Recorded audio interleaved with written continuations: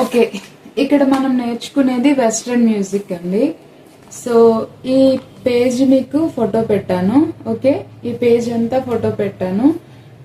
మీకు పిక్స్ పెట్టినవి ముందు నోట్స్ రాయండి, లేకపోతే ఈ వీడియో చూసిన తర్వాత నోట్స్ రాయండి, అప్పుడు ఇంకా బాగా అర్థమవుతుంది. ఓకే, సో మనం నేర్చుకునేది వెస్ట్రన్ మ్యూజిక్. సా రి గా మా పా దా ని సా ఎలా అయితే ఉన్నాయో అలానే మనము CDEFGABC అనే వాటి ద్వారా నేర్చుకుంటున్నాం ఇక్కడ. ఓకే, సో అసలు ముందు కీబోర్డ్ గురించి తెలుసుకుందాము. కీబోర్డ్ లో ఇప్పుడు మనకి white and black and white and black and white and black ఇలాగా ఫార్మల్ గా అన్ని సెట్ చేసి ఉన్నాయి కదా. ఈ ప్రతి ఒక్క కీకి ఒక్కొక్క నేమ్ ఉంటుంది అన్నమాట. సో మనం ముందు ఆ నేమ్స్ ఏంటనేది తెలుసుకోవాలి. 2 బ్లాక్ కీస్ ముందు ఉండేదాన్ని సి అంటారు, 2 బ్లాక్ కీస్ ముందు ఉండేదాన్ని సి అంటారు. ఇక్కడ CDGEA అని స్టిక్కర్స్ అంటించుకోవడమో రాయడమో గానీ అలా మీరు చేయకండి. మైండ్ కే గుర్తుండాలి మొత్తం కూడా. ఇది ఇలానే ప్లెయిన్ గా నీట్ గా ఉంచుకోవాలి. సో ఏది సి, ఏది జి, ఏది ఎఫ్ అనేది మాకు ఎలా తెలుస్తుంది అంటే ఇప్పుడు నేను చెప్తున్నాను చూడండి. 2 బ్లాక్ కీస్ ముందుండేది సి, 2 బ్లాక్ కీస్ ముందుండేది సి, 2 బ్లాక్ కీస్ ముందుండేది సి, 2 బ్లాక్ కీస్ ముందుండేది సి, 2 బ్లాక్ కీస్ ముందుండేది C. So C to C ఉంది కదా, ఇవి ఎలా సెట్ చేయబడ్డాయి? 2 black keys, 3 black keys. Okay, ఈ సి టు సి ఉంది కదా, 2 బ్లాక్ కీస్ ముందున్న కీ పేరు సి. అంటే ఇక్కడ 2 బ్లాక్ కీస్ కాదు, ఇవి 3 బ్లాక్ కీస్ కదా. 3 బ్లాక్ కీస్ ముందుండేది ఎఫ్, 2 బ్లాక్ కీస్ ముందుండేది మాత్రమే సి. ఓకే, ఇది గుర్తు పెట్టుకోండి. నేను చెప్పింది చెప్పినట్టు వినండి, డౌట్స్ తో వినద్దు దయచేసి. డౌట్స్ పెట్టుకొని వింటే అది మీ మైండ్ కి ఎక్కదు. మీరు ఎక్కడైనా నేర్చుకుని ఉంటే ఆల్రెడీ అది వదిలేసేయండి. స్టార్టింగ్ నుంచి చాలా త్వరగా మిమ్మల్ని తీసుకెళ్లిపోతాను క్లాసెస్. సో నేను చెప్పినట్టు వినండి. 2 బ్లాక్ కీస్ ముందుండేది సి కదా, ఈ 2 బ్లాక్ కీస్ ముందుండేది సి కదా. ఈ సి టు సి ని ఆక్టివ్ అంటారు. ఓకే, సి టు సి ని ఆక్టివ్ అంటారు.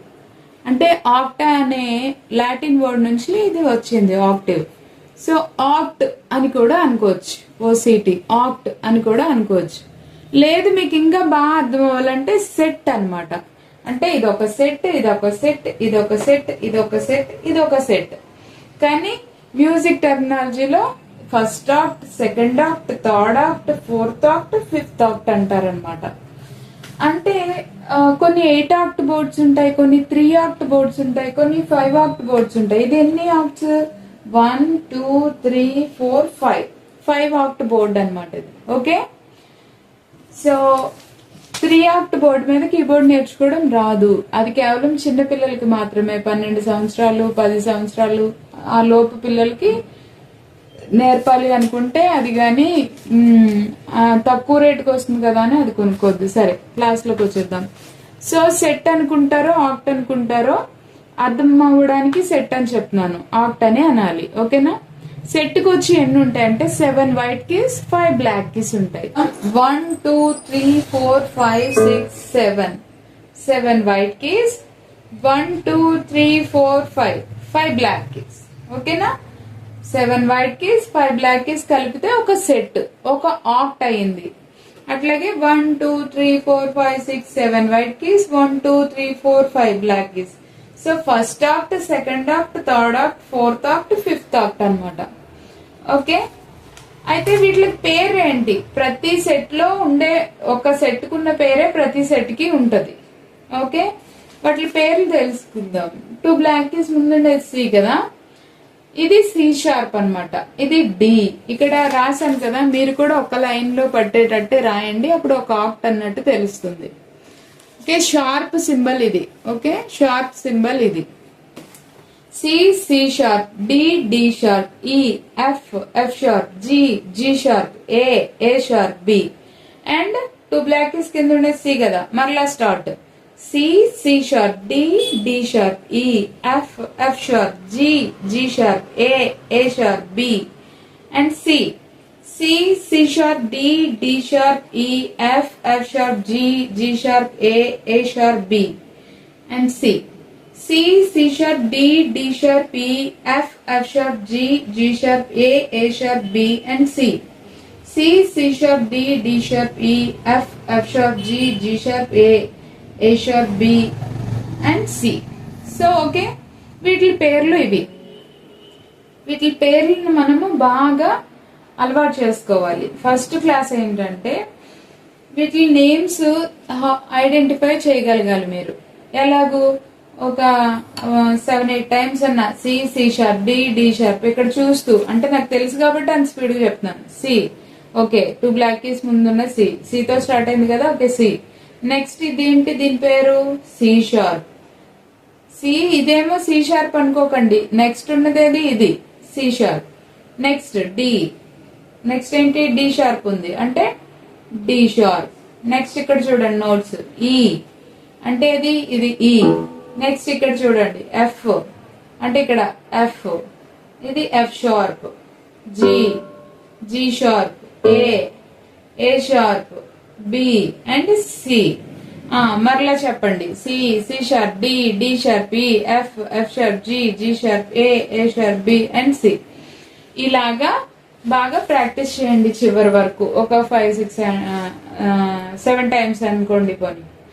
ఓకే, అయిన తర్వాత first act, second act, third act, fourth act, fifth act అని లెక్క పెట్టండి. Okay, first act, second act, third act, fourth act, fifth act. Okay, ఎలా మనం ఐడెంటిఫై చేయాలంటే నేను ఇప్పుడు థర్డ్ ఆక్ట్ లో ఈ పట్టుకోండి అన్నాను అనుకోండి, ఇలా పట్టుకోగలగాలి. సెకండ్ ఆక్ట్ లో ఏ పట్టుకోండి అంటే ఇలా పట్టుకోగలగాలి. ఫస్ట్ ఆక్ట్ లో జీ పట్టుకోండి అంటే ఇలా పట్టుకోగలగాలి. ఓకే, ఫిఫ్త్ ఆక్ట్ లో సి పట్టుకోమంటే ఇలా పట్టుకోవాలి, చూపించగలగాలి. అండ్ థర్డ్ ఆక్ట్ లో సి పట్టుకోమన్నాను అనుకోండి, ఇలా చూపించాలి. ఓకే, ఇలా మీరు చూపించగలిగినప్పుడు కీస్ మొత్తం మీకు ఐడెంటిఫై అయిపోయినట్లు. ఓకేనా? సో బాగా ప్రాక్టీస్ చేయండి. నెక్స్ట్, వీటిల్నే బ్లాక్ ఉన్నాయి కదా, ఈ బ్లాక్ కీస్ నే ఫ్లాట్స్ అని కూడా అంటారు. క్రిస్టియన్ మ్యూజిక్ లో పెద్ద అనరు కానీ సినిమాటిక్ మ్యూజిక్స్ లో ఆల్బమ్స్ చేసేటప్పుడు ఫ్లాట్లు అంటారు. అంటే ఏంటంటే ఇది సి షార్ప్ కదా, కానీ ఇది డి కదా, డికి ముందు ఉందని డి ఫ్లాట్ అని కూడా అంటారు. అట్లాగే ఇది ఈకి ముందు ఉందని ఈ ఫ్లాట్ అని కూడా అంటారు. ఇది జీకి ముందు ఉంది కాబట్టి జీ ఫ్లాట్ అని కూడా అంటారు. మామూలుగా అయితే ఏంటి ఎఫ్ షార్ప్ ఇది, కానీ జీ ఫ్లాట్ అని కూడా అంటారు. ఏకి ముందు ఉంది కాబట్టి ఏ ఫ్లాట్ అని కూడా అంటారు. అట్లాగే బికి ముందు ఉంది కాబట్టి బి ఫ్లాట్ అని కూడా అంటారు. మామూలుగా అయితే ఏ షార్ప్ ఇది. సో అలాగా ఫ్లాట్ సింబల్ ఏంటంటే ఇది ఫ్లాట్ సింబల్, ఇది రాయడానికైతే. ఓకేనా? దాన్ని ఫ్లాట్ అంటారు. సో అలాగా సి డి ఫ్లాట్, సి డికి ముందు ఉంది కాబట్టి డి ఫ్లాట్, అండ్ డి ఈకి ముందు ఉంది కాబట్టి ఈ ఫ్లాట్, అండ్ ఈ ఎఫ్ జీకి ముందు ఉంది కాబట్టి జీ ఫ్లాట్, అండ్ జీ ఇది ఏకి ముందు ఉంది కాబట్టి ఏ ఫ్లాట్, అండ్ ఏ బికి ముందు ఉంది కాబట్టి B flat and B. Okay, and C flats అంటారు. ఇది పూర్తిగా మనము వదిలేయచ్చు, ఎందుకంటే షార్ప్స్ ఒక్కటే నేర్చుకుందాము. నేను అడగడం కూడా షార్ప్ అనే అంటాను, బయట ఎక్కడికి వెళ్ళినా కూడా ఎక్కువ షార్ప్స్ అనే యూజ్ చేస్తారు. ఓకే, సో ఇక్కడ ఈకి షార్ప్ లేదు కదా, అట్లాగే బికి షార్ప్ లేదు. E and B have no sharps. Okay, E and B have no sharps. అట్లాగే F and C have no flats. F కి ఫ్లాట్ లేదుగా, అట్లాగే సి కి ఫ్లాట్ లేదు. ఓకేనా? చెప్పాలి కాబట్టి, రూల్ కాబట్టి చెప్తున్నాను ఈ ఫ్లాట్స్ గురించి. ఫ్లాట్స్ అనే దాన్ని అసలు పట్టించుకోకండి కదంటే, నేర్పినప్పుడు కొంచెం డెప్త్ ఇవ్వాలి కదా అని ఇస్తున్నాను అంతే. ఫ్లాట్స్ అనే దాన్ని పట్టించుకోకండి, షార్ప్సే నేర్చుకోండి. Okay, first and second octave should play with LH అంటే లెఫ్ట్ హ్యాండ్. ఓకేనా? ఎప్పుడు కూడా కార్డింగ్స్ కోసం మనము లెఫ్ట్ హ్యాండ్ ని ఫస్ట్ ఆక్ట్ సెకండ్ ఆక్ట్ లో మాత్రమే యూజ్ చేయాలి. ఈ థర్డ్ ఆక్ట్ లో లెఫ్ట్ హ్యాండ్ యూజ్ చేయకూడదు, చేయరు ఎవరు కూడా. Okay, next third and rest of octaves should play with right hand. అంటే థర్డ్ నుండి ఎన్ని రెస్ట్ ఆఫ్ ఆర్క్స్, కొన్ని 8 ఆర్క్స్ ఉన్నాయి అనుకోండి, ఇక్కడ ఎన్ని ఆర్క్స్ ఉన్నా గానీ రైట్ హ్యాండ్ తో మాత్రమే ప్లే చేస్తాం ఇక్కడ. అంటే ఇంటర్లోడ్స్ అన్నట్టు, లీడ్ ఇక్కడ వేస్తాం అన్నట్టు, ఇక్కడ కార్డింగ్ వేస్తాం అన్నట్టు. So first and second arc should play with left hand, LH. LH అంటే left hand. Third and rest of arc should play with right hand, అంటే రైట్ హ్యాండ్. ఓకేనా, రైట్ హ్యాండ్ తోటే ప్లే చేస్తాం. నెక్స్ట్ మీకు photo పెట్టాను కదా, ఇది ఏంటంటే మీ హ్యాండ్ ఇలా ప్లేస్ చేయండి నోట్స్ మీద. ప్లేస్ చేసి పెన్నుతో ఇలా పెట్టి ఫింగర్ పొజిషన్స్ రాయండి. ఏంటంటే దీన్ని థంబ్ అంటారు. ఓకే, ఇది థంబ్ ఫింగర్ కదా, థంబ్ 1 2 3 4. టీ అంటే ఏంటమ్మా, టీ అంటే ఏంటి అని అడుగుతున్నారు చాలా మంది. థంబ్. Okay, thumb 1 2 3 4. సరిగమ్మ 10 నిమిషాలు ప్లే చేసినప్పుడు ఫింగరింగ్ ఎలాగనే దాని కొరకు ఇది చెప్తాను. థంబ్ 1 2 3 4. అట్లాగే లెఫ్ట్ హ్యాండ్ కి ఏంటి, థంబ్ 1 2 3 4 అన్నమాట. అందుకని వాటి నెంబరింగ్స్ ఇక్కడ పెట్టాను. పద్దాకా డౌట్స్ వస్తా ఉంటే అది క్లియర్ చేయడం కష్టం కాబట్టి ఇంత డీటెయిల్డ్ గా ఇస్తున్నాను నేను నోట్స్. ఓకే, ఈ ఫింగరింగ్ పొజిషన్స్ అంతా రాశారు కదా మీరు. సో ఈ రోజు కీస్ ఫైండింగ్ చేయండి. ఓకే, నాకు కీస్ ఫైండింగ్ వచ్చేసింది, ఏ కీ అడిగినా నేను చెప్పగలుగుతున్నాను అని అంటే నెక్స్ట్ క్లాస్ కి మనము వెళ్ళిపోదాం.